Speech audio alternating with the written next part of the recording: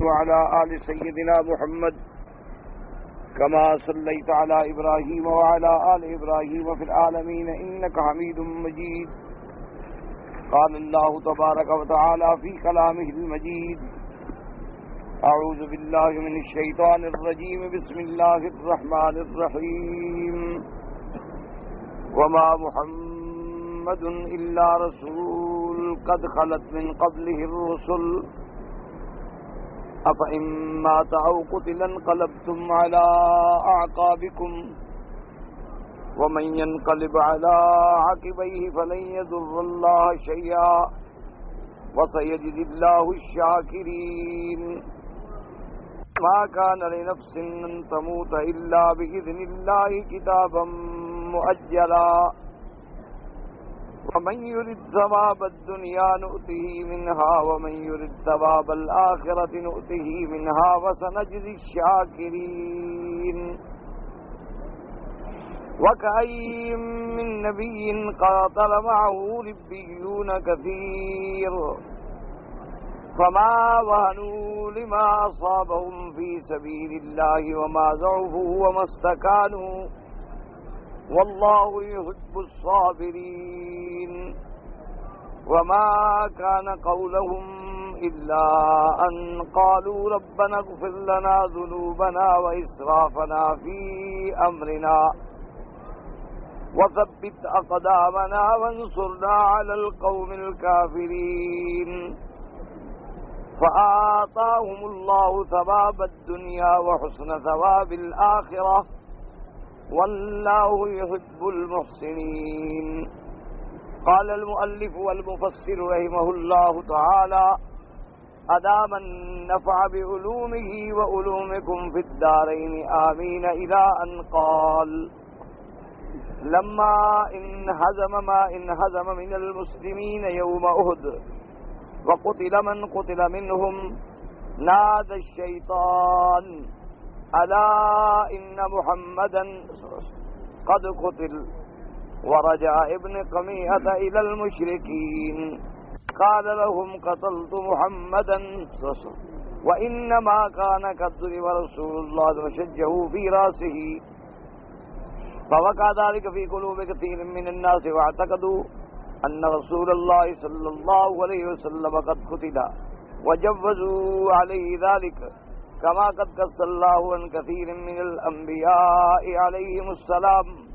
فحصل ضعف ووهن وتأخر عن القتال. وفي ذلك أنزل الله تعالى: وما محمد إلا رسول قد خلت من قبله الرسل أي له أسوة بهم في الرسالة وفي جواز القتل عليه. اب مفسر رحمۃ اللہ علیہ ارشاد فرماتے ہیں کہ مسلمانوں کو احد کے میدان میں جو شکست آنی تھی آئی،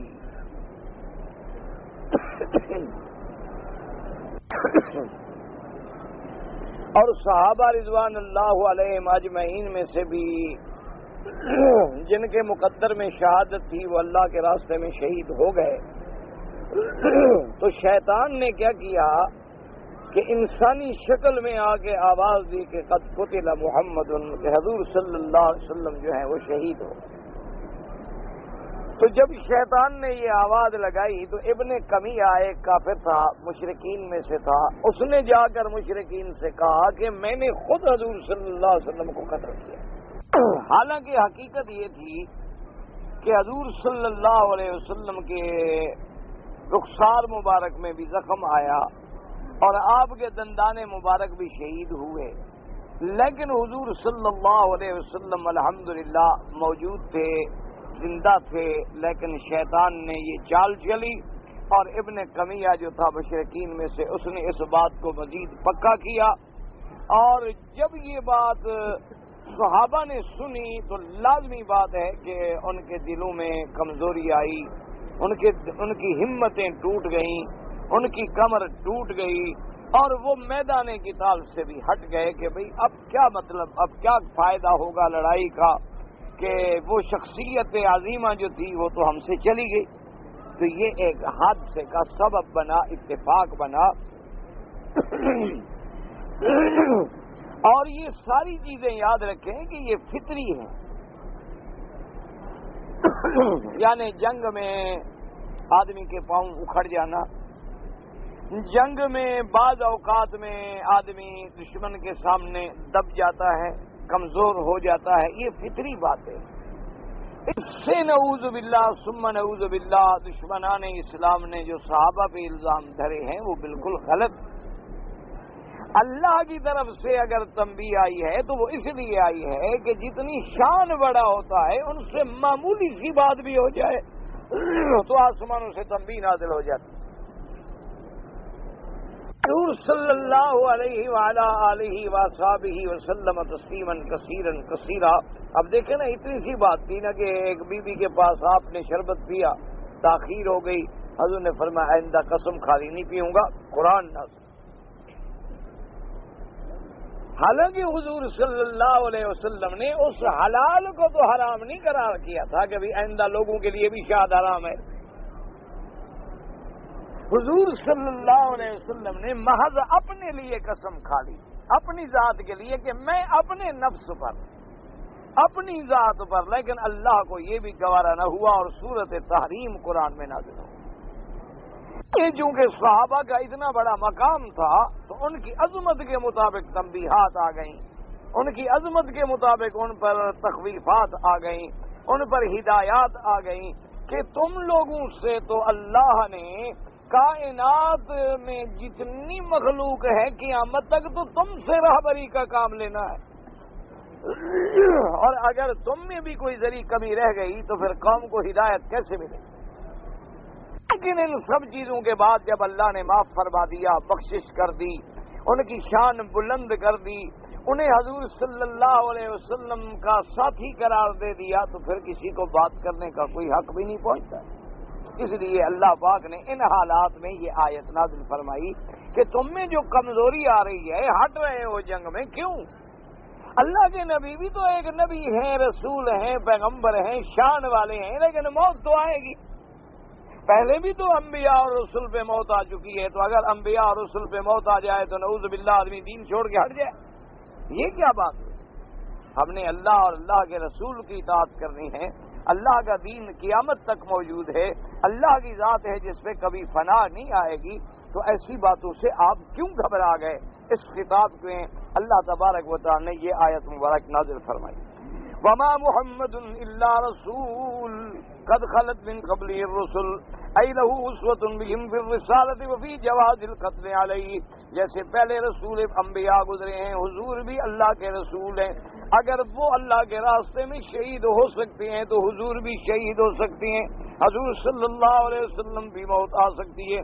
قال ابن نبی نجیح النبی ان رجل من المہاجرین مر علی رجل من الانصار وهو يتشهد في دمه فقال له يا فلان شعرت ان محمد صلى الله عليه وسلم قد قتل فقال الانصاري ان كان محمد قد قتل فقد بلغ وقاتلوا عن دينكم فنزل فما محمد الا رسول قد خلت من قبله الرسل رواه الحافظ ابو بکر البیہقی في دلائل النبوة ثم قال تعالی منکرا من حضر له ضعف۔ اب مفسر رحمۃ اللہ علیہ فرماتی ہیں حضرت ابن ابی نجیح نے اپنے باب سے روایت کی ہے کہ ان رجلا من المہاجرین، مہاجرین میں سے ایک انسان، ایک شخص، مر علی رجل من الانصار، ایک انصاری پہ گزرا، اسی جنگ کے دوران میں ایک مہاجر کا گزر ہوا ایک انصاری، وَهُوَ يَتَشَحَّتُ فِي دَمِهِ، اور وہ اپنے خون میں بالکل لت پت ہو چکے تھے، اور جب ان کے قریب گزرے تو اس کو کہا شعرت ان محمد قد قتل، اس نے کہا تمہیں پتہ ہے کہ حضور صلی اللہ علیہ وسلم شہید ہو گئے؟ تو صحابی نے جواب دیا کہ اگر یہ بات سچی بھی ہے، قد قتل و قد بلغ، اگر حضور شہید ہو گئے لیکن اللہ کا دین بھی تو ہمیں پہنچا گئے، فقاتلوا عن دینکم، تم اللہ کے دین کے لیے لڑو۔ بھئی اگر شہید بھی ہو گئے ہیں لیکن اللہ کے نبی نے پھر دین بھی تو پہنچا دیا، جب سارا دین ہمیں مل چکا ہے، دین کامل مکمل ہو چکا ہے، تو اللہ کے دین کے لیے لڑو، اللہ کے راستے میں۔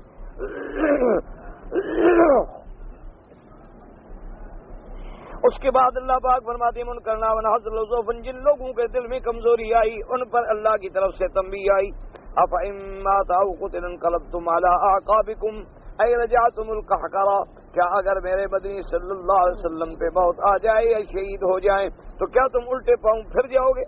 وَمَن يَنْقَلِبْ عَلَىٰ عَاقِبَيْهِ فَلَن يَضُرَّ اللَّهَ شَيْئًا وَسَيَجْزِي اللَّهُ الشَّاكِرِينَ، اور جو شخص اگر دین سے پھر جائے تو وہ اللہ کو تو کوئی نقصان نہیں دے گا، کیونکہ اس کا اپنا نقصان ہے۔ اگر دین چھوڑو گے تو خود اپنے لیے ہلاکت اختیار کرو گے۔ اور اللہ تبارک و تعالی شاکرین، شاکرین مانا صابرین، شاکرین مانا اطاعت میں جمنے والے، شاکرین مانا اللہ رسول کی فرما برداری میں ثابت قدم رہنے والے، الذین قاموا بطاعتہ وقاتلوا عن دینہ، جو اللہ کے رسول کی طاعت میں قائم رہے، استقامت رکھی اور اللہ کے دین کے لیے لڑتے رہے، واتبعوا رسولہ حیا ومیتا، اور جنہوں نے حضور پاک کی اتباع کی آپ کی زندگی میں بھی اور آپ کی وفات کے بعد بھی، وكذلك ثبت في السياق والمصانع والسنن وغيرها من كتب الإسلام من طرق متعددة تريد القطع، وقد ذكرت ذلك في مسند الشيخين أبي بكر وعمر رضي الله عنهما أن الصديق رضي الله تعالى عنه تلا هذه الآية لما مات رسول الله صلى الله عليه وسلم۔ اب مفسر رحمۃ اللہ علیہ فرماتے ہیں کہ صحیح کتابوں کے اندر، سیاق کے اندر بھی، مسانید کے اندر بھی، کیونکہ پہلے کتابیں جو لکھی جاتی تھیں سیاح بعد میں لکھی گئی، پہلے مسند مسانید ہوتی تھی، مسند فلان مسند فلان مسند فلان، پھر رواج آیا کہ بھی مرفوع اور غیر مرفوع حدیثوں کو علیحدہ کر دیا جائے، کیونکہ تدوین حدیث مبارک جو ہے اس کے کئی دور گزرے ہیں۔ حضور صلی اللہ علیہ وسلم کے حیات طیبہ میں نزول وحی کے ابتدائی زمانے میں تو حضور نے منع فرما دیا تھا کہ لا تکتبوا انی، اللہ کے قرآن کے سوا اور کوئی چیز نہ لکھی جائے، کیوں؟ تاکہ خدا نہ کرے کوئی اختلاف نہ ہو جائے غیر اللہ کے کلام کا غیر کلام سے، اللہ کے نبی نے منع فرمایا۔ اب جب قرآن آ گیا، حافظ پیدا ہو گئے اور لوگوں کو کلام اللہ کا فہم اللہ نے نصیب فرما دیا تو حضور نے پھر اپنی زندگی میں ہی اجازت دے دی تھی لکھنے کی۔ اس لیے صحیح حدیث میں آتا ہے، ایک صحابی ہیں حضور پاک صلی اللہ علیہ وسلم کے، ان کو حضور کی خدمت میں جب حاضر ہوئے، ان کی کنیت تھی ابی شاہ، تو ان کی یہ کنیت تھی، تو انہوں نے حضور پاک صلی اللہ علیہ وسلم سے اس بات کا درخواست کی کہ یا رسول اللہ، آپ نے ابھی جو مجھے سمجھایا ہے، فرامین بتلائے ہیں، آپ نے 7 چیزوں کا حکم دیا تھا اور 7 چیزوں سے منع کیا۔ تو انہوں نے کہا حضور اگر مہربانی کریں کہ مجھے لکھ کے دے دی جائیں، کیونکہ میں اپنے ملک میں جاؤں گا، اپنے علاقے میں تو بھول جاؤں گا۔ تو حضور نے فرمایا اکتبوا لابی شاہ، حضور نے حکم دیا کہ ان کو لکھ دیا جائے۔ اسی طرح بعض روایات میں یہ بھی آتا ہے کہ حضرت عبداللہ بن عمرو بن العاص جو ہیں وہ بھی حضور کے زمانے میں حدیث کی کتابت کرتے تھے، لیکن تدوین حدیث جو ہے، یعنی اس انداز میں حدیث کا مرتب ہونا، مدون ہونا، یہ تقریباً 99 ہجری میں اس کی ابتدا ہوئی ہے۔ اچھا، اور خدا کی شان یہ ہے کہ سب سے پہلے قرآن کو جمع کرنے کا مشورہ دینے والے بھی سیدنا عمر ہیں۔ سب سے پہلے سیدنا عمر بن الخطاب رضی اللہ تعالی عنہ حضرت صدیق کی خدمت میں حاضر ہوئے اور ان نے کہا کہ یا خلیفۃ رسول اللہ صلی اللہ علیہ وسلم، آپ اللہ کے نبی کے خلیفہ ہیں، قرآن شہید ہو رہے ہیں، اور میں یہ چاہتا ہوں اگر آپ مہربانی فرمائیں کہ قرآن جو ہے ہم جمع کر دیں، ما بین الدفتین، ایک کتاب مکمل کامل جمع ہو۔ حضرت سیدنا ابی بکر صدیق رضی اللہ تعالی عنہ نے فرمایا کہ عمر تمہارا مشورہ تو بڑا اچھا ہے، بات انتہائی تمہاری اہم ہے، لیکن بات یہ ہے کہ کیف افعل التی ما فعل رسول اللہ صلی اللہ علیہ وسلم، وہ کام میں کیسے کروں جو حضور پاک نے نہیں کیا۔ حضور کی زندگی میں قرآن اترتا رہا، بس لوگ یاد کرتے رہے، جن کو اللہ نے توفیق دی انہوں نے اپنے پاس لکھ لیا، کسی نے 2 سورتیں، کسی نے 4 سورتیں، کسی نے 10 سورتیں، کسی نے پورا قرآن۔ میں یہ کام کیسے کروں؟ حضرت عمر نے عرض کیا کہ حضرت اس مسئلے پہ آپ غور کریں۔ سیدنا ابی بکر رضی اللہ تعالیٰ عنہ نے فرمایا کہ اچھا میں اس پہ غور کروں گا اور استخارہ بھی کروں گا اور فیصلہ بعد میں ہوگا۔ تو کچھ دنوں کے بعد حضرت صدیق رضی اللہ تعالی عنہ کو اللہ نے یہ بات دل میں ڈال دی کہ قرآن تو اتر چکا ہے، حضور کے دور میں لکھا بھی گیا ہے، جمع بھی ہو چکا ہے، اب اگر اسی کو ایک اچھے انداز میں جمع کر کے پوری دنیا میں تقسیم کر دیا جائے تاکہ اللہ کے قرآن میں کوئی حذف ہو، اضافہ نہ ہو، تو کوئی ایسی بات نہیں۔ تو حضرت صدیق کو بھی یہ بات سمجھ آ گئی، انہوں نے حکم دیا کہ ٹھیک ہے جمع ہونا چاہیے۔ تو اب حضرت ابا بکر رضی اللہ تعالیٰ عنہ نے جو بڑے بڑے قراء تھے، جیسے ابی ابن کعب تھے، زید ابن ثابت تھے، بڑے بڑے قاری تھے قرآن کے، ان سب کا ایک بورڈ بنا دیا، ایک کمیٹی بنا دی کہ قرآن جمع کرو۔ انہوں نے پھر تمام صحابہ میں اعلان کیا کہ جہاں جہاں کسی کے پاس سورت ہے، آیت ہے، سب ہمارے پاس لے آئیں۔ یہ سیدنا صدیق رضی اللہ تعالی عنہ کے دور سے کام شروع ہوا اور سیدنا عثمان رضی اللہ تعالی عنہ کے دور میں آ کے قرآن پاک کی تکمیل، ترتیب، تجمیع ختم ہوئی۔ تو اس کا مشورہ دینے والے بھی حضرت عمر تھے۔ یہ بات یاد رکھیں کہ بعض اوقات ہمارے بعض بھائی جو ہیں، ہے تو خیر ان کے دلوں میں بھی دین کی محبت، اور انشاءاللہ ہمیں حسن ظن رکھنا چاہیے، ہر مسلمان کے بارے میں ایک اچھا گمان ہونا چاہیے۔ ہمارے بہرحال گمان میں تو یہی ہے کہ انہیں بھی دین کی تڑپ ہے، لیکن کچھ وہ جذباتی ہو جاتے ہیں، جذبات میں آ جاتے ہیں۔ ذرا سی بھی بات ہوگی تو کہیں گے بھئی یہ بات کہاں لکھی ہے، کہاں لکھی ہے، کہاں لکھی ہے، فوراً جذبات میں آ جائیں گے۔ تھوڑی سی کوئی بات بھی کہہ دیں، تھوڑی سی بھی بات بھی کوئی دین کی دیکھ لیں، کوئی ایسی بات تو فوراً کہہ دیں کیا بدعت ہے، بدعت ہے، حضور پاک نے نہیں کیا، حدیث میں نہیں ہے۔ تو اللہ کے بندے پھر قرآن جمع کرنا بھی بدعت ہے، تو حدیث میں نہیں ہے، نہ حضور صلی اللہ علیہ وسلم نے حکم دیا ہے۔ اس طرح فوراً جلدی میں نہیں آ جانا چاہیے کہ ہر کام بس بدعت ہے۔ ایک منٹ میں دیر نہیں لگاتے، ایسے گولی کی طرح نکال دیں گے، اور یہ بھی جانتے ہیں خدا کے بندے بدعت گمراہی ہے، اور تم جس کو کہہ رہے ہو مثلا بدعت ہے، اس کا مطلب ہے وہ گمراہ ہے، گمراہی میں مبتلا ہے، اور گمراہی کا ٹھکانہ جہنم ہے۔ تو صرف لفظ بدعت نہیں، تم تو اس کو جہنم تک پہنچا رہے ہو، معمولی سا لفظ تو نہیں ہے۔ تو آدمی کو بڑے حوصلے سے کام لینا چاہیے۔ اب دیکھیں نا جی، امام بخاری رحمۃ اللہ علیہ نے اپنی کتاب لکھی ہے، جس ترتیب سے، کیا اس ترتیب کا حضور نے حکم دیا تھا کہ باب بناؤ؟ تو اب ہم کیا کہیں کہ نعوذ باللہ انہوں نے بھی ایسے بدعت کی؟ اللہ معاف کرے، جو مجتہد وقت ہے، اتنا بڑا امام فی الحدیث ہے، اور جس کی حدیث کی کتاب کو پڑھا کے تم زندہ ہو، اس کا اپنا کام جو ہے اس کو کیا کہو گے؟ انہوں نے جو ہر ایک حدیث لکھنے کے لیے غسل فرماتے تھے، 2 رکعت نماز پڑھتے تھے، استخارہ کرتے تھے، یہ بھی حکم دیا تھا حضور نے کیسے کرنا ہر حدیث کے لیے۔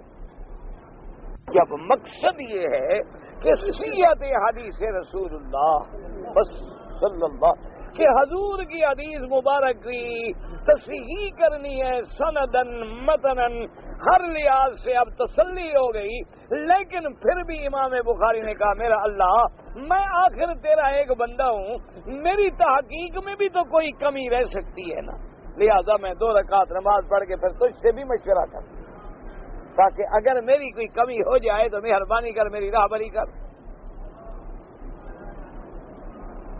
تو یہ تو کمال احتیاط ہے، یعنی وہ بات جس پر ہمیں فخر ہونا چاہیے، یہ تو نہیں کہ ہمیں الٹا اعتراض کرنا چاہیے۔ اچھا، اب اسی طرح دیکھیں کہ حدیث پاک کے جمع کرنے کا مشورے دینے والے بھی حضرت عمر ہیں۔ سب سے پہلے حضرت عمر نے مشورہ دیا تھا کہ بھئی اب قرآن کا زمانہ ختم ہو گیا، وحی نازل ہو گئی اور قرآن جمع بھی ہو گیا الحمدللہ، اب کوئی خوف نہیں ہے، حدیث کو جمع کرو تاکہ حدیث رسول ضائع نہ ہو جائے۔ اور حضرت عمر نے کتابوں میں موجود ہے 1 مہینہ استخارہ کرتے رہے، روز حدیث رسول کو جمع کیا جائے یا نہیں، کتابی شکل دی جائے یا نہیں۔ حضرت عمر کی رائے پختہ ہو گئی کہ جمع کی جائے۔ لیکن اللہ کی شان ہے کہ سیدنا عمر رضی اللہ تعالی عنہ کے دور میں اس بات کی حضرت کو تڑپ تو رہی لیکن کام شروع نہ ہو سکا. سب سے پہلے پھر کام کی ابتدا کس نے کی؟ ثانی عمر نے، حضرت عمر ابن عبدالعزیز رحمت اللہ علیہ، جو تابعین میں سے ہیں، خیر القرون میں سے ہیں، بہت بڑے زاہد ہیں، عابد ہیں، عالم ہیں، عادل ہیں، متقی ہیں. انہوں نے حکم دیا اور پہلے ابتدا کی ابن شہاب زہری نے، اس نے تدوین حدیث کا کام شروع. تو یہ ادوار ہیں حدیث کے. پہلے 99 ہجری میں کام ہو، اس کے بعد جو ہے یہ 3ری صدی کے ابتدا میں پھر کام ہوا، اور 3ری صدی کا آدھا گزر چکا تھا، نصف قرن گزر چکا تھا کہ پھر امام بخاری رحمت اللہ علیہ کا دور آیا، اور امام بخاری رحمت اللہ علیہ نے الجامع الصحیح جو ہے مرتب کی، اور 6 لاکھ حدیث میں سے یہ احادیث مبارک ہیں، اگر سب مقررات و معلقات کو جمع کر دیں تو 9080 حدیثیں بنتی ہیں، اور اگر حذف کر دیں تو 2-2.5 حدیث بنتی ہے. کیونکہ ایک حدیث کو امام بخاری رحمت اللہ علیہ بار بار بھی تو لائے ہیں نا، بعض حدیثوں کو آپ نے 7 مقام پر بھی ذکر کیا، بعض حدیثوں کو 2 پہ، بعض کو 3 پہ، بعض کو 4 پہ، بعض کو تعلیقات میں. تو اس لیے اگر مقررات اور معلقات جمع کیے جائیں تو 9082 حدیثیں ہیں، اور اگر مقررات و معلقات کو حذف کر دیا جائے تو 2000 یا 3000 کے قریب جا کے حدیثیں بنتی ہیں، جو 6 لاکھ حدیثوں میں سے منتخب تھی. لیکن امام بخاری رحمت اللہ علیہ سے پہلے جو کتابیں حدیث کی لکھی گئیں وہ مسانید تھیں. ان کو کہا جاتا تھا مسند الحمیدی، مسند امام حاکم. اسی طرح امام مالک رحمت اللہ علیہ نے موطا لکھا.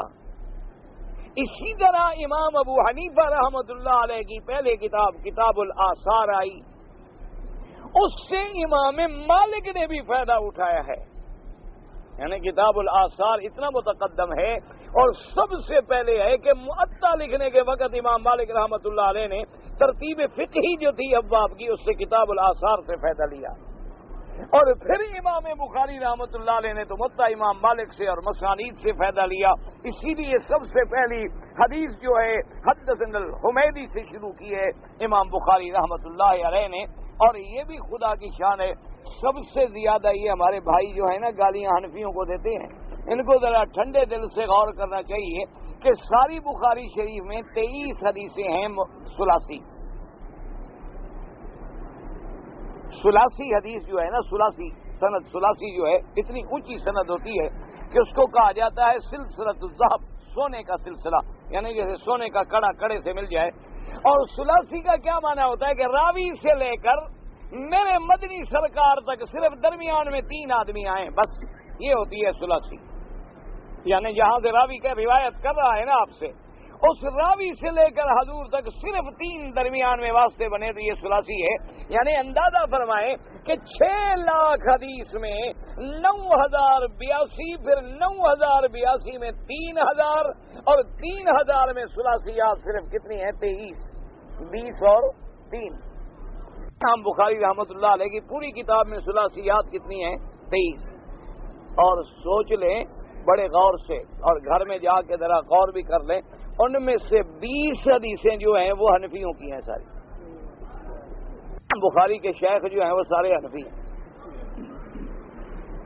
20 حدیثیں ان کو ملی ہیں امام ابو حنیفہ کے شاگردوں سے، اور 3 ملی ہیں ساری دنیا سے.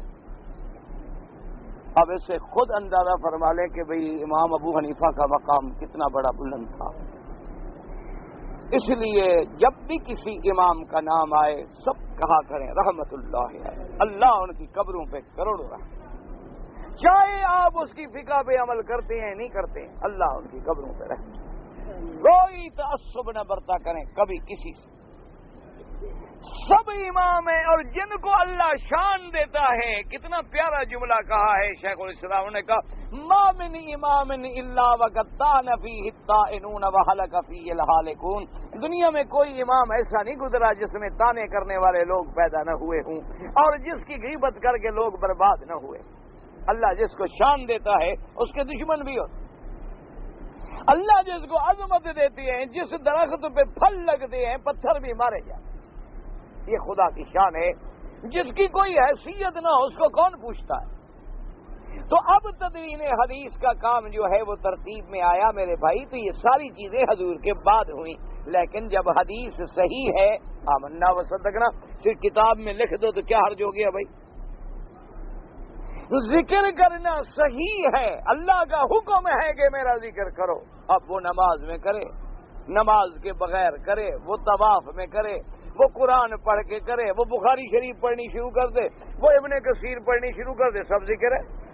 وہ اللہ اللہ کرے, سب ذکر ہے. ہم ایک پہ پابندی لگائے نہ یوں نہ کرو اور یوں کرو. مقصد تو ذکر ہے کہ محبوب کو یاد کرنا ہے, کسی حال میں یاد کرو. اور یاد کرنے کا اللہ نے حکم دیا ہے کہ فذکرونی اذکرکم, تم مجھے یاد کرو میں تمہیں یاد کروں. اور فرمایا تم مجھے بندوں میں یاد کرو گے, میں ملائکہ میں یاد کروں. تم انسانوں کی مجلس میں میرا ذکر کرو گے, میں معصومین کی مجلس میں تیرا ذکر کروں. اور جب اللہ ہمیں یاد کرے تو اس سے بڑی کوئی بات ہو سکتی ہے. اور اس کا حذریہ کیا ہے ذکر. تو اب ذکر کے پھر طریقے مختلف ہو گئے, لیکن اصل بات ذکر جو ہے وہ قرآن میں بھی موجود اور حدیث میں بھی موجود. اور جس کا اصل قرآن میں ہو حدیث میں ہو وہ بات کبھی بدعت نہیں ہوتی. بدعت وہ ہوتی ہے کہ اصل قرآن میں نہیں ہے, حدیث رسول میں بھی نہیں ہے, اجماع امت میں بھی نہیں ہے, اور ان مسائل میں قیاس کر کے کسی مجتہد نے اجتہاد بھی نہیں فرمایا ہے, بعد میں ایک چیز بنائی گئی ہے دین میں, وہ بدعات ہوتی ہیں. اللہ تبارک و تعالیٰ ان بدعات سے ہر کسی کو محفوظ فرما دیں. تو بہرحال آپ اندازہ فرمائیں کہ مفسر رحمت اللہ علیہ یہاں ایک روایت نقل فرما رہے ہیں. وہ فرماتے ہیں کہ بھئی یہ حدیث جو ہے سیاہ میں بھی ہے, مسانید میں بھی ہے اور سنن میں بھی ہے. یعنی جیسے صحیح بخاری, صحیح مسلم, اسی طرح سنن ابی داؤد, سنن نسائی, اسی طرح مسانید ہیں مسند امام احمد ابن حنبل. اچھا, اسی طرح بعض مصطلحات میں ہے مصنفات, یعنی مصنف عبد الرزاق, مصنف ابن ابی شیبہ. تو یہ سب مصطلحات الحدیث ہیں. ان سب میں ہے کیا حدیث رسول اللہ صلی اللہ علیہ وسلم. فرق اتنا ہے کہ جنہوں نے سیاہ کی طرز پہ لکھا ہے انہوں نے کتاب الایمان سے ابتدا کی ہے, اور جنہوں نے فقہی انداز پہ لکھا ہے انہوں نے کتاب الطہارہ سے ابتدا کی ہے. اور اسی لیے امام مالک رحمت اللہ علیہ نے اپنی کتاب کو اوقات الصلاۃ سے ابتدا کی ہے. کسی نے اپنی کتاب کا الاعتصام بالکتاب والسنہ سے ابتدا کی ہے, اور کسی نے کتاب الطہارہ سے ابتدا کی ہے. تو یہ مصطلحات ہیں کہ بعض کتابیں مسانید کہلاتی ہیں, بعض کتابیں سیاہ کہلاتی ہیں, بعض کتابیں سنن کہلاتی ہیں, اور ان تمام میں یہ حدیث موجود ہے جو امام مفسر ابن کثیر رحمت اللہ علیہ یہاں نقل فرما رہے ہیں. فرماتے ہیں اور یہ مسند شیخین ابی بکر عمر رضی اللہ عنہ بھی موجود ہے کہ ان صدیق رضی اللہ تعالیٰ عنہ کہ سیدنا ابو بکر صدیق رضی اللہ تعالیٰ عنہ نے جب میرے آقا سرکار مدینہ صلی اللہ علیہ وسلم کی وفات ہوئی تو انہوں نے یہی آیت تلاوت کی. وقال البخاری رحمہ اللہ تعالیٰ حدثنا یحییٰ ابن بکیر قال حدثنا لیث بن عقیل بن شہاب قال اخبرنی ابو سلمۃ ان عائشہ رضی اللہ تعالیٰ عنہا اخبرت ان ابا بکر رضی اللہ تعالیٰ عنہ اقبل على فرس من مسكنه بالسنح حتى نظر ودخل المسجد فلم يكلم الناس حتى دخل على عائشة رضي الله تعالى عنها فتيمم رسول الله صلى الله عليه وسلم بثوب حبرة فكشف عن وجهه ثم كب عليه وقبله وبكى ثم قال بأبي أنت وأمي والله لا يجمع الله عليك موتتين أما الموتة التي كتبت عليك وقد متها وقال الزهري وحدثني ابو سلمة عن ابن عباس ان ابا بکر رضی اللہ تعالی عنہ خرج وهو يكلم الناس. اب مفسر رحمۃ اللہ علیہ فرماتے ہیں کہ امام بخاری رحمۃ اللہ علیہ نے ابن شہاب سے، انہوں نے ابو سلمہ سے، انہوں نے حضرت عائشہ رضی اللہ تعالی عنہا سے روایت کی ہے کہ ان ابا بکر رضی اللہ تعالی عنہ، حضور سیدنا ابی بکر اپنے گھوڑے پہ تشریف لے آئے. آپ کا ایک گھر ہے مقام صنع میں، مدینہ شریف کے قریب جگہ ہے. اس کے آنے کے بعد حتی نزل فدخل المسجد، آپ گھوڑے سے اترے، اترنے کے بعد سب سے پہلے مسجد میں گئے. فلم یکلم الناس، اور کسی سے بات نہ کی. حتی دخل علی عائشہ رضی اللہ تعالی عنہا، کیونکہ حضور سیدنا ابی بکر کو اطلاع مل گئی حضور کی وفات کی، اس لیے حضرت ابی بکر آئے اور مسجد کے باہر سواری سے اترے. اترنے کے بعد مسجد میں گئے اور مسجد میں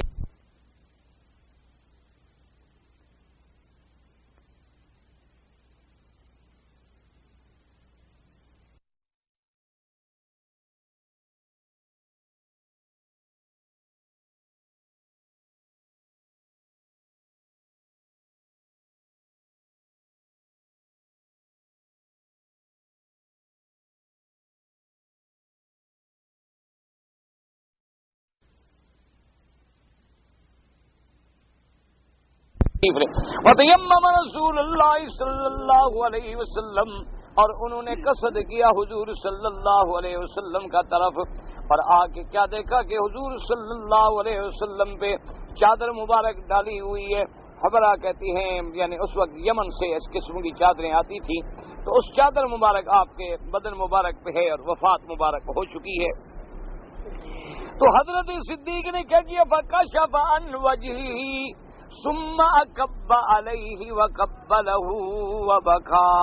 حضرت صدیق اکبر نے چادر مبارک آپ کے چہرے سے ہٹائی، پھر آپ پہ جھک گئے اور جھکنے کے بعد انہوں نے حضور کی پیشانی مبارک پہ بوسہ دیا، اور بوسہ دینے کے بعد رونا شروع کیا، چونکہ فراق رسول پاک صلی اللہ علیہ وسلم. اسی سے پھر علماء نے مسائل نکالے کہ چہرہ دیکھنا جو ہے وہ بھی سنت ہے. اگر سنت نہ ہوتا تو کبھی خلیفہ راشد ایسا نہ کرتے. اور میت کے ماتھے پہ بوسہ دینا جو ہے وہ بھی سنت ہے، کیونکہ خلیفہ راشد نے بوسہ دیا ہے.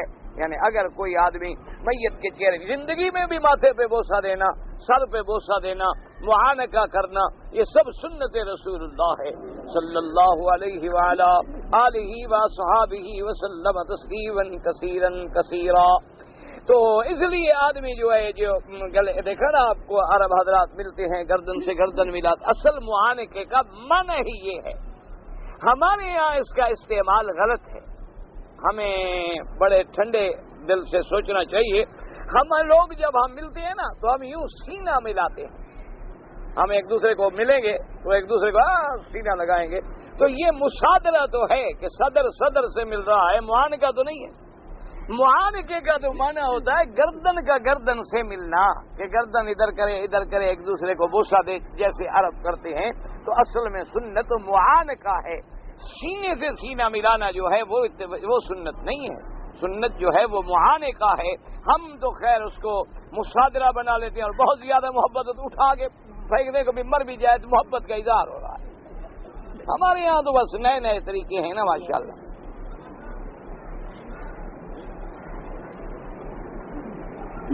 اب یہ ہے اچھا اسی طرح جو ہے بعض ہمارے بھائی جو ہے نا جھکتے ہیں کسی بزرگ کو ملنے کے لیے. یہ جھکنا ناجائز،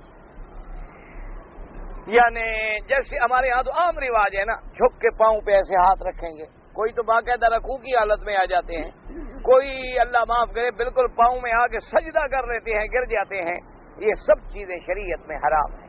کسی کو اللہ کے سوا کسی کے آگے جھکنے کا حکم نہیں. یہ روایت سے استدلال کرتے ہیں بعد کے فَأَكَبَّ ابو بکر جھک گئے. وہ تو حضور جو لیٹے ہوئے ہیں تو ابو بکر تو مجبوراً جھک گئے.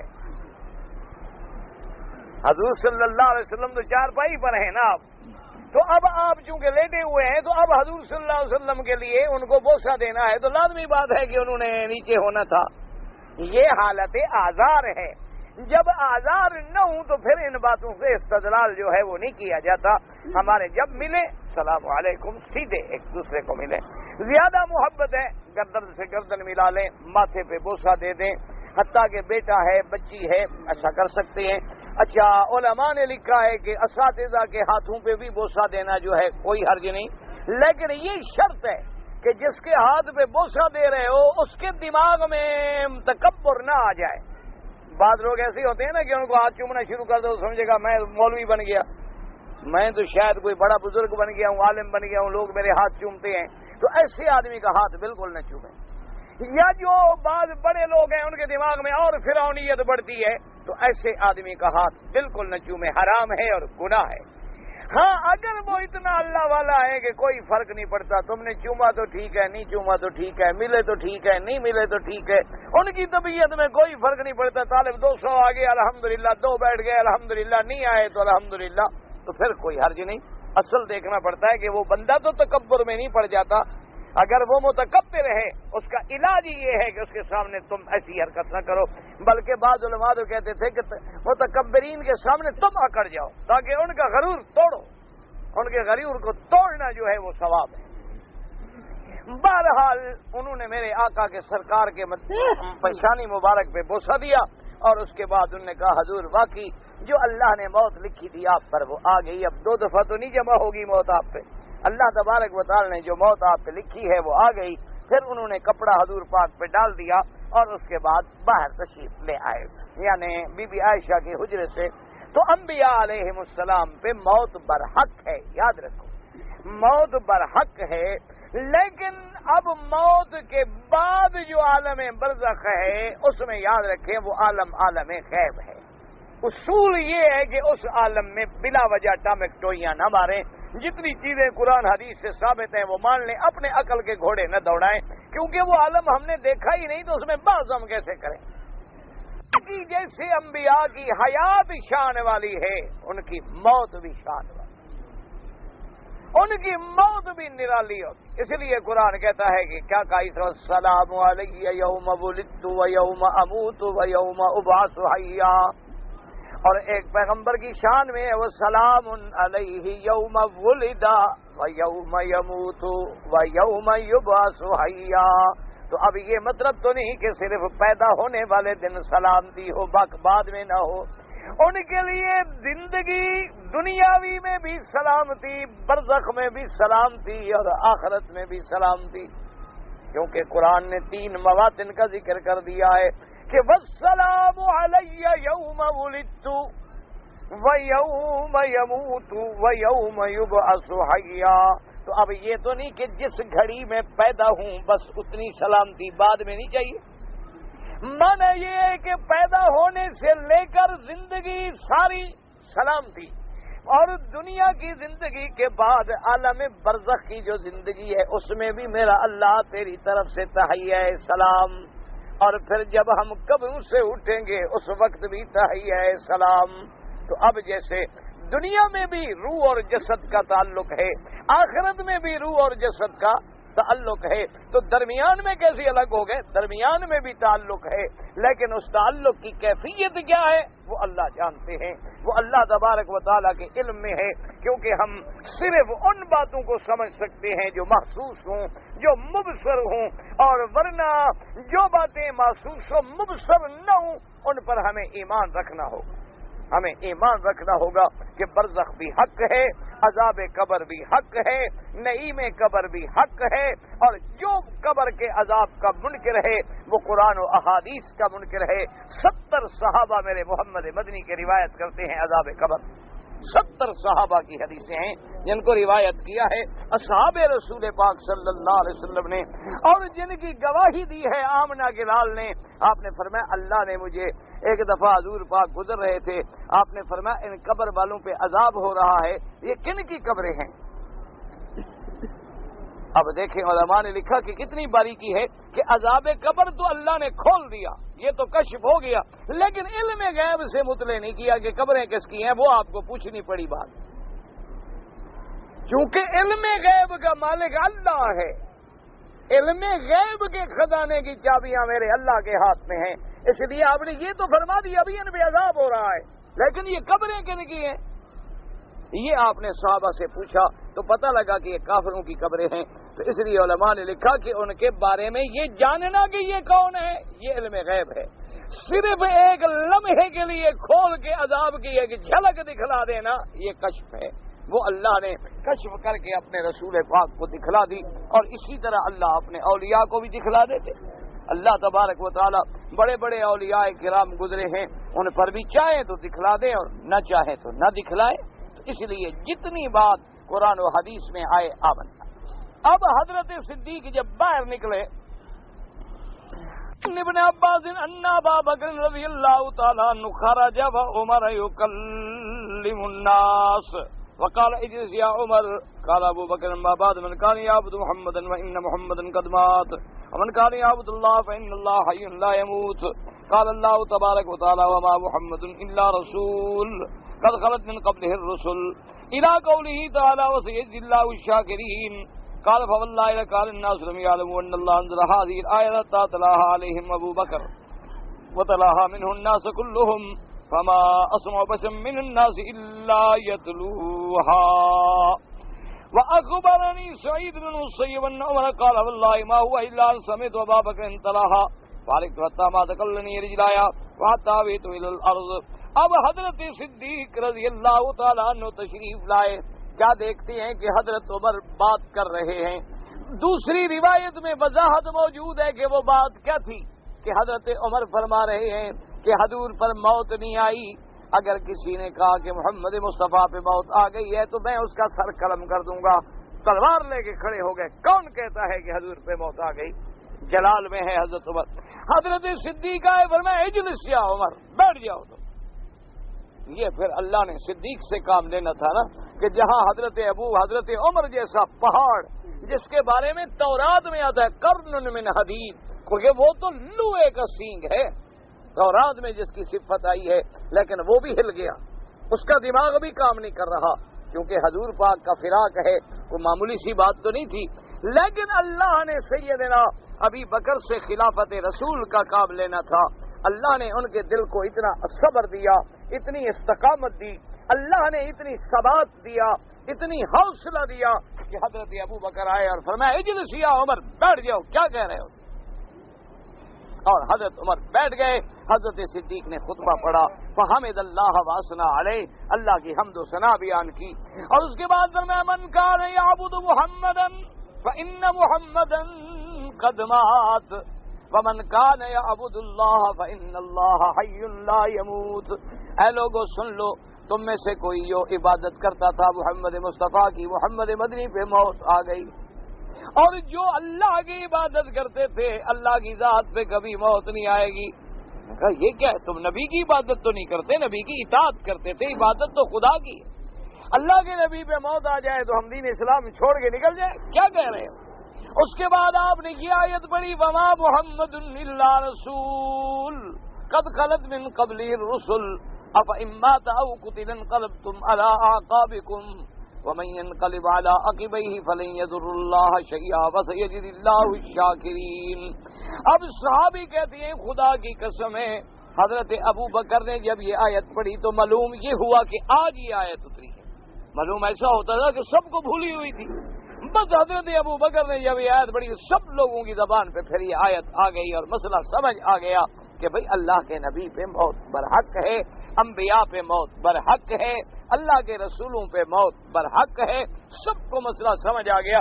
حضرت عمر کہتے ہیں کہ جب میں نے حضرت ابو بکر کی زبان سے یہ آیت سنی، اس کے بعد میری یہ حالت ہو گئی کہ میرے پاؤں کانپنے لگے، میرا جسم، میرے پاؤں میرا بوجھ نہیں اٹھا رہے تھے، حتیٰ کہ میں زمین پہ بیٹھ گیا کہ بھئی مجھے تو یہ سمجھ ہی نہیں آیا، قرآن میں تو یہ پہلے سے موجود ہے۔ تو حضور صلی اللہ علیہ وسلم کی موت مبارک جو ہے وہ برحق ہے، تمام انبیاء کی موت برحق ہے، لیکن اللہ نے ان کو حیات بھی شان والی دی ہوتی ہے، ان کی موت بھی شان والی ہوتی ہے۔ نہ آدمی حد سے بڑھ جائے کہ خدا کے ساتھ حی لا یموت سے ملا دے، اور نہ گستاخی میں اتنا بڑھ جائے کہ جی گل گئے اور ختم ہو گئے اور مٹی میں مل گئے۔ اگر ایسا ہوگا تو پھر آدمی پٹری سے اتر جائے گا۔ نجات اس میں ہے کہ آدمی اعتدال پہ قائم رہے، کہ موت بھی برحق، حیات بھی برحق، عالم دنیا بھی برحق، عالم برزخ بھی برحق، عالم آخرت بھی برحق، جن کی شان دنیا میں اللہ نے بلند کی، ان کی شان برزخ میں بھی بلند، ان کی شان آخرت میں بھی بلند۔ اللہ ہمیں صحیح معنی میں حضور پاک کا غلام بنا دے اور صحابہ کرام، اہل بیت، اولیاء کی عظمت کا غلام بنا دے۔ کہتے جی کہ اپنا ٹیلی فون پر یا ٹیلی گرام پر نکاح ہو سکتا ہے۔ بھائی اصل بات یہ ہے کہ ٹیلی فون پر آواز جو ہے اس میں دھوکہ ہو سکتا ہے، اس لیے فقہا اجازت نہیں دیتے ٹیلی فون پر نکاح ہونے کی۔ کیوں؟ اس کی وجہ یہ بھی ہے، دیکھو نا اب ٹیلی فون ہے، ادھر لڑکی بھی ٹیلی فون پہ ہے اور لڑکا بھی ٹیلی فون پہ، پتہ نہیں کوئی اور لڑکی ہاں کر دے، پھر کیا کرو گے؟ ٹھنڈے دل سے۔ اچھا ادھر انہوں نے کسی اور لڑکے سے ہاں کرا دی تو پھر کیا کرو گے؟ اس لیے فقہا نے منع لکھا ہے۔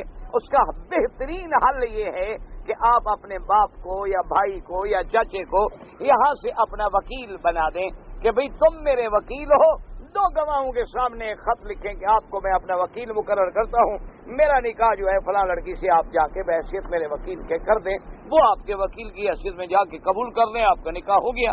بلا وجہ ٹیلی فون کے شبوں میں کیوں پڑتے ہیں؟ خدا نہ خواستہ اس میں کئی غلطیوں کا امکان ہے۔ باقی آپ نے لکھا ہے کہ کسی لڑکی کا نام مہا نور، پہلے تو مجھے مہا کا ترجمہ نہیں آتا، باقی کسی کا نام نور رکھو تو رکھو، کوئی حرج نہیں، کوئی ایسی بات نہیں، لیکن میرا مشورہ یہ ہے کہ اپنی لڑکیوں کے، اپنی بیٹیوں کے، لڑکوں کے نام وہ رکھا کریں جو قرآن میں انبیاء کے نام ہیں، صحابہ کے نام ہیں۔ یہ نئے نئے فتنوں میں نہ پڑیں۔ آج کل دنیا نام بھی نئے تجویز کرتی ہے جن کا اسلام سے کوئی تعلق نہیں ہوتا۔ اور دوسرا یہ بھی کوشش کیا کریں کہ اللہ سے دعا کیا کریں کہ اللہ ان کو پھر نام کی لاج رکھنے کی بھی توفیق دے۔ ایک آدمی کا نام تم رکھ دو رکن دین اور نماز نہ پڑھتا ہو، اچھا رکن ہے دین کا، نماز ہی نہیں پڑھتا۔ ایک آدمی رکھ دو شمس الدین، دین کا سورج ہے اور روزانہ داڑھی مڈاتا ہے، سورج بن رہا ہے دین کا۔ کیوں؟ آخر چہرہ صاف کرے گا تو سورج بنے گا نا غریب۔ تو یہ بہرحال، باقی یہ مہا اور فلاں یہ مجھے تو نہیں پتا مہا کیا چیز ہوتی ہے، جو مجھے پتہ ہی نہیں ہے میں کیا کروں۔ یہ آدمی مجھے گالی دیتے ہیں تو میں کیا کروں؟ جو گالی دے تم دعا کرو۔ گالی کا علاج حضور نے بتلایا ہے کہ سل من قطعک واحسن لمن اساء الیک، جو تمہارے ساتھ برائی کرے تم اچھائی کرو، جو تمہارے ساتھ صلہ قطع رحمی کرے تم صلہ رحمی کرو، جو تمہیں برا کہے جزاک اللہ، اور یہ تمہارے لیے فائدہ ہے۔ جو تمہیں گالی دیتے ہیں نا وہ تمہارے اصل خیر خواہ تو وہی ہے، لوگ تمہیں گالیاں دیتے ہیں نا وہ تمہارے اصل خیر خواہ ہیں، اپنے ذمے گناہ لگا رہے ہیں اور تیرے گناہ معاف کروا رہے ہیں۔ اور اگر تم نے گالی کا جواب گالی سے دے دیا تو پھر تو برابر ہو گئے، پھر تو کوئی فائدہ نہ رہا۔ اس لیے جو بھی گالی دے بالکل چپ کر کے سن لیا کریں، اور اللہ پاک اس کے ذریعے سے اس گالی دینے والے کے سر پہ گناہ ہوں گے، تیرے گناہ جھڑ جائیں گے، اصل تیرے خیر خواہ تو وہی ہے۔ میرے گھر میں بیوی بیمار ہے، اللہ سب کو شفا عطا فرمائے۔ امام کے پیچھے فاتحہ پڑھنا فرض ہے، فرض نہیں ہے، بہرحال بعض ائمہ کے نزدیک مستحب ہے، اور امام ابو حنیفہ رحمۃ اللہ علیہ کے نزدیک امام کے پیچھے ضروری نہیں ہے، امام کی قرات جو ہے وہ مقتدی کی قرات ہے۔ ایک آدمی نے نماز کے بعد جو ہے سر پہ ہاتھ رکھا اور کچھ پڑھا، یا قوی ہو یا کوئی اللہ کا نام پڑھا، تو ایک آدمی نے منع کیا۔ بہرحال گزارش یہ ہے، یہ وہی بات ہے جو میں نے عرض کیا تھا، حالانکہ حدیث میں موجود ہے کہ اگر کسی جگہ تکلیف ہو تو اعوذ بعظمت اللہ و قدرتی من شر ما اجد و حاضر، ہاتھ رکھ کے پڑھو۔ حدیث میں موجود ہے کہ معوذتین پڑھ کے حضور دم کر کے اپنے پورے بدن پہ پھیر دیتے تھے، تو اصل تو موجود ہو گیا۔ ویسے کتاب ہے ایک حسن حسین، اس میں ایک حدیث بھی انہوں نے نقل کی ہے کہ نماز کے بعد سر پہ ہاتھ رکھ کے هو اللہ الذی لا الہ الا هو عالم الغیب والشہادہ، اگر یہ آیات پڑھی جائیں اور دعا کی جائے تو اللہ بیماری سے شفا دیتے ہیں۔ بہرحال سیاستہ کی کسی حدیث میں نے ایسا نہیں پڑھا، لہذا آپس میں لڑے نہیں، لڑنے کی بھی کوئی ضرورت نہیں، اور ایک دوسرے پہ فتوے بھی نہ لگائیں۔ بعض لوگ ان احادیث کی بنا پہ جائز سمجھتے ہیں، اور بعض کہتے ہیں چونکہ ظاہر حدیث میں موجود نہیں ہے اس لیے نہ کیا جائے۔ کہتے ہیں جی کہ بعض اخبارات میں انعامی مقابلہ ہوتا ہے سوال و جواب کا، لوگ کہتے ہیں کہ یہ جوا ہے، یہ حرام ہے۔ بھئی اس میں قسمیں ہیں۔ ایک تو ہے کہ انہوں نے مثلا اخبار میں 10 سوال دے دی کہ تم سوال حل کرو، جو کامیاب ہوگا اس کو ہم مثلا 10,000 انعام دیں، بس تم سے کچھ نہیں لیں گے۔ یہ مسئلہ یعنی تم نے کچھ نہیں دینا، صرف جواب لکھ کے ڈاک میں ڈال دیں۔ یہ تو ایک طرف کا انعام ہے نا، یہ تو جائز ہے۔ اور بعض لوگ یہ کرتے ہیں مثلا کہ بھائی مثلا یہ گلاس ہے، ہم نے کہا جی گلاس میں ہم نے ایک نمبر رکھا ہے 786، جس کے بعد وہ نمبر آئے گا اس کو ہم 1,00,000 روپیہ دیں گے۔ تو اب ہم اس کو دھوکے سے بیچ رہے ہیں کہ جو نہیں خریدنا چاہتا تھا وہ بھی غریب خرید رہا ہے کہ شاید میرا نمبر نکل آئے گا۔ اور وہ دھوکے میں یہ کر رہے ہیں کہ سامان تو بیچ لیا 10 لاکھ کا اور نمبر نکلا 1,00,000 دے دیا، تو کیا حرج ہو گیا؟ تو یہ چیز ناجائز۔ اسی طرح بعض انعامی سوال ہوتے ہیں کہ جی آپ 5 روپے کے ٹکٹ بھیج دیں اور سوال بھی حل کر کے بھیج دیں، اگر آپ کا نام نکلے، نمبر نکلے گا، آپ پاس ہو گئے، آپ تو اتنا 1,00,000 10 لاکھ انعام ملے گا۔ وہ ایک آدمی جو 5 روپے بھیج رہا ہے ان کے پاس تو 50 لاکھ جمع ہو گئے، اگر 10 لاکھ دے دیے تو کیا ہو گیا؟ وہ بھی جوا ہے، وہ حرام ہے۔ ایک یہ ہے کہ صرف انہوں نے سوال لکھے ہیں کہ یہ سوال ہے جو حل کرے اور جو کامیاب ہوگا ہم انعام دیں گے، تو یہ ایک طرف سے انعام ہے۔ جیسے 2 گھوڑے دوڑ رہے ہیں، میں کہتا ہوں جو جیت گیا میں انعام دوں گا، یہ نہیں کہ ہار گیا تو میں یہ دوں گا اور جیت گیا تو میں یہ دوں گا، پھر وہ جوا ہو گیا، پھر وہ ریس لگ گئی کہ یہ نمبر نکلے گا تو یہ ہوگا اور یہ نکلے گا تو یہ ہوگا اور یہ نکلے گا تو یہ ہوگا، ہر آدمی ٹکٹیں خرید رہا ہے اور لاکھوں ڈوب گئے اور ایک آدمی کو کچھ مل گیا، تو یہ جوا ہے اور یہ حرام ہے۔ ان دونوں میں فرق ہے۔ اب مجھے نہیں پتا آپ نے جس اخبار کا حوالہ دیا ہے ان کا کیا طرز ہے، اگر صرف انعام ہے، کیونکہ بعض لوگوں نے ایک ذریعہ بنایا ہے کہ آج بچوں کو دلچسپی نہیں ہے دین سے، تو وہ سوال کر دیتے ہیں کہ بھی حضرت ابو بکر صدیق کا نام بتاؤ، آپ کا نام بھی زمانے جاہلیت میں کیا تھا اور اسلام لانے کے بعد کیا تھا، اور کنیت ابی بکر تھی تو ابی بکر کنیت کیوں تھی، اس کی وجہ کیا تھی؟ تو اب ہر بچہ ڈھونڈ رہا ہے، باپ سے پوچھ رہا ہے، دادے سے پوچھ رہا ہے، دوست سے پوچھ رہا ہے، استاد سے پوچھ رہا ہے، کتابیں پڑھ رہا ہے تاکہ اس کو سیدنا ابو بکر کا پتہ چل گیا، تو اس ذریعے ان کے دماغ میں دین فیڈ ہو گیا۔ تو یہ طریقے اگر اختیار کیے جاتے ہیں تو ٹھیک ہے، کوئی حرج نہیں۔ اگر میں مرغی ذبح کر رہا تھا اور اس کی گردن کٹ گئی، کچھ فرق نہیں پڑتا، خیر میں رہے۔ آج کل تو بندوق ہی کاٹ رہے ہو، مرغی کا کیا فرق پڑتا ہے؟ آج کل تو لوگ نماز پڑھتے ہیں، مسلمان گردنیں کاٹتے ہیں۔ انا للہ و انا الیہ راجعون۔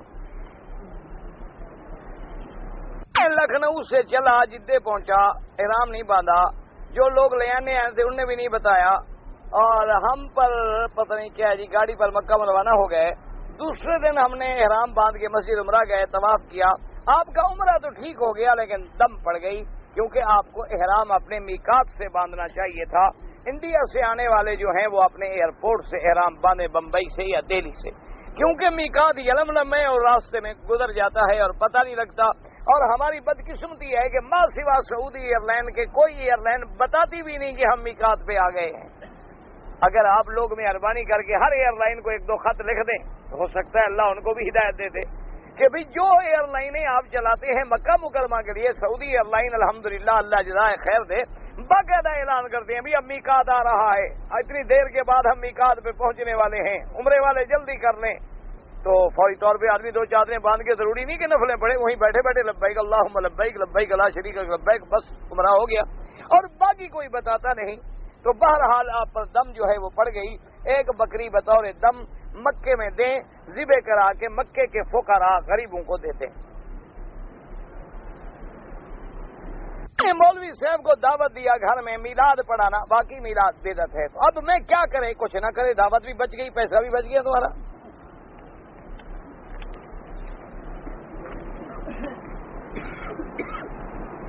ابھی آپ نے کیا لکھا ہے؟ ترکیب، حقیقت، معرفت، کیا پتہ نہیں، مجھے تو نہیں پتا کیا ہے۔ جب تم لفظ لکھنا نہیں جانتے تو سمجھو گے مٹی یار، کم سے کم وہ سوال تو پوچھا کرو نا۔ جس نے یا کبھی بھی کعبے والے کاف سے لکھا ہو، مسئلہ پوچھ رہا ہے، کوی کر رہا ہے. کوی کہتے ہیں کپڑوں پر استری پھیرنا. لفظ ہے یا قویو 2 نقطے والے کاف کے ساتھ اللہ کا نام ہے. تو جب اتنا بھی بندے کو پتہ نہیں کہ قوی کیا ہے اور کوی کیا ہے اور مسئلہ پوچھتا ہے حقیقت معرفت شریعت طریقت کا. ماشاء اللہ انا للہ و انا. یہی تو ہے جس نے یہ تباہی ڈالی ہوئی ہے کہ 2 کتابیں پڑھتے ہیں مولوی بن گئے.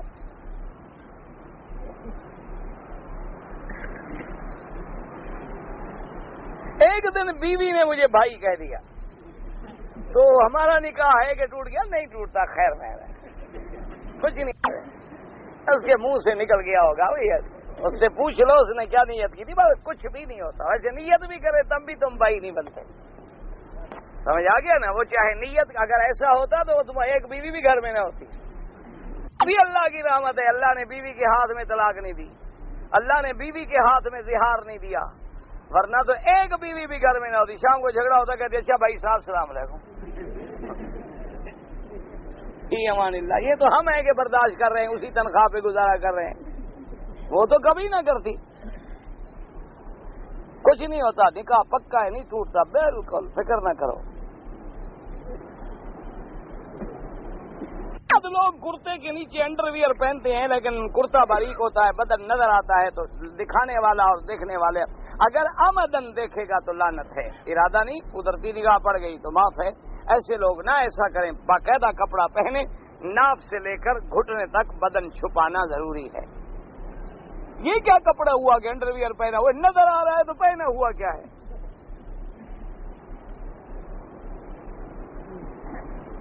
اگر نماز تسبیح سے گناہ معاف ہو جاتے ہیں تو توبہ کی کیا ضرورت ہے؟ نماز ہی تو توبہ ہے نا.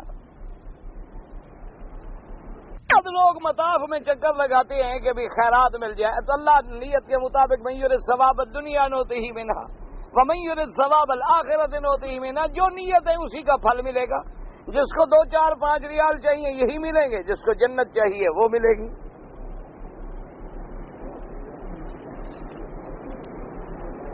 ایک آدمی نے حاجیوں سے 60 بکروں کے پیسے لیے, ان کے بدلے قربانی تو کی لیکن اونٹوں کی. بات یہ ہے کہ اونٹوں میں اگر 60 بکریاں پوری ہو گئیں تو بکریاں تو ادا ہو گئیں, لیکن اس نے دھوکہ دیا کہ بکرے مہنگے تھے, اونٹ سستے تھے, جو پیسے کھا گیا وہ حرام ہے, واپس کرے حاجیوں کو. سمجھ آ گئی بات؟ مثلا 60 بکرا ملتا مثال کے طور پہ 60,000 کا, لیکن اونٹ تو ملے نا ہمیں زیادہ سے زیادہ سارے 10 اونٹ ملے مثال کے طور پر 50,000 کے, تو 10,000 تو کھا گیا نا حاجیوں کا. وہ تو حقوق العباد ہے, حاجیوں کو واپس کرے. حاجیوں کی بکریاں تو ادا ہو گئی, چاہے 7 بکری کرو چاہے 1 اونٹ کر دو, چاہے 7 بکری کرو چاہے 1 گائے کر دو, حاجیوں کو تو ادا ہو گیا. لیکن جو پیسے بچ گئے اس نے اسی لیے چالاکی کی ہے شریف آدمی نے کہ ان سے پیسے بکرے کے وصول کیے. وہاں جا کے ہوگا کوئی مولوی, لازماً پتہ کرو. اگر یہ مولوی نہ ہونا مجھے سزا دینا, اس کی ذمہ داری مجھ پر تھی. اگر یہ بندہ مولوی نہ نکلے تو مجھے سزا دیں. کیوں؟ یہ مسئلے کی باریکی کون جانتا ہے؟ تو مولوی جانتا ہے نا. عام آدمی کو کیا پتا کہ بکری کے بجائے اونٹ دے دو, بھی کام تو پورا ہو گیا نا. حاجی کا تو حج ہو گیا, تو باقی تو میں نے چل, لیکن چالاکی کر رہے ہو, یہ حقوق العباد ہے, یہ نہیں بخشا جاتا. اللہ معاف. اچھا, اسی طرح بعض لوگ جو ہے نا حج میں بکریاں بک کرتے ہیں, پیسے لیتے ہیں. یاد رکھو ان کو بھی چاہیے کہ حاجی کو بتا دیں کہ بھائی حاجی صاحب دیکھو میں پرچی آپ کو دے رہا ہوں 300 ریال. جس آدمی نے بکری کے لیے مجھے یہ پرچی دی ہے وہ مجھے 40 یا 50 یا 30 یا 10 ریال اس پر باقاعدہ معاوضہ دیتا ہے, بھاگ دوڑ کرنے کا, پرچی کاٹنے کا, حاجی ڈھونڈنے کا. تمہیں میں بتا رہا ہوں, اس کو بھی میں نے بتایا ہوا. پھر حالات کیوں؟ آخر محنت جو کر رہا ہے, سارا دن وقت لگا رہا ہے, اس کے لیے تو پیسے لینے ہیں. لیکن اگر بتائے نا اور دھوکہ دے دے, یا بعض ایسے بھی ہیں ماشاءاللہ میرے جیسے مولوی, وہ 100-200 بکریاں ہر سال حج میں پیسے جمع کرتے. حاجی صاحب خیال کرنا, لوگ دھوکہ دیتے ہیں, مجھے دینا میں کرا دوں گا. تو اب 200 بکریوں کے جو پیسے اکٹھے کرو, 300 ریال کی ایک بکری ہو, کتنے پیسے ہو گئے؟ 60,000 تو ہو گیا نا. اور دعا کر دی مینا اللہ سب کی بکریاں قبول فرما. 60,000 جیب میں. یہ پتہ قیامت میں لگے گا, اللہ معاف کرے. دعا کرو اللہ بچائے, دعا کرو اللہ اوپر والا ہاتھ بنائے, مانگنے والا نہ بنائے. میں نے لاہور شیرا والا میں آپ سے وعدہ کیا تھا کہ پاکستان آؤں گا اور پھر جو ہے شیخو پورہ کے لیے ٹائم دوں گا اور شاہ پور کے لیے بھی ٹائم دوں گا. تو میں جب پاکستان آیا آپ مجھے ملے, میں نے نہیں دیا. یا میں آپ کو وہاں ڈھونڈنے بھی خود آتا، یہ تو بڑا مشکل ہے۔ آپ مجھے ملے اور میں نے نہیں دیا تو پھر میں معافی چاہتا، اور آپ ہی نہیں ملے تو اب میں آپ کو ڈھونڈوں کیسے؟ آخر میں پاکستان آؤں تو کم سے کم آپ مجھ سے رابطہ کریں، مجھے ملیں، مجھے بتائیں کہ جی آپ نے فلاں جگہ کے لیے کہا ہے تو